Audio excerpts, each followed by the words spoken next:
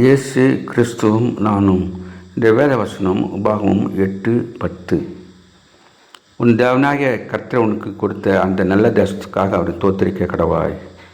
அன்பான சகோதர சகோதரிகளே, இஸ்ரவேல் மக்கள் கானான் தேசத்திற்கு போகும் முன்பாக இந்த விதமாக மோசே சொல்லுகின்றார். நீ போய் சுதந்திரிக்கிற போகிற தேசம் நல்ல தேசம், மலைகளும் ஆறுகளும் நிறைந்த தேசம், செழிப்பான தேசம். அதனாலே அந்த நல்ல தேசத்திற்காக ஆண்டவருக்கு நன்றி சொல்ல வேண்டும் என்று சொல்கிறார். அதே விதமாக நாம் நம்முடைய இந்திய தேசத்திற்காக நாம் ஆண்டவருக்கு நன்றி சொல்வோம். இந்திய தேசத்தில் இருக்கின்ற மொழி, கலாச்சாரம் எல்லாவற்றுக்காக ஆண்டவருக்கு நன்றி சொல்லுவோம். மத சுதந்திரத்திற்காக நன்றி சொல்லுவோம். தொடர்ந்து ஆண்டவர் இதை ஆசீர்வதித்து அநேக காரியங்களிலே உயர்த்தி வைத்திருக்கிறதற்காக ஆண்டவருக்கு நன்றி சொல்லுவோம்.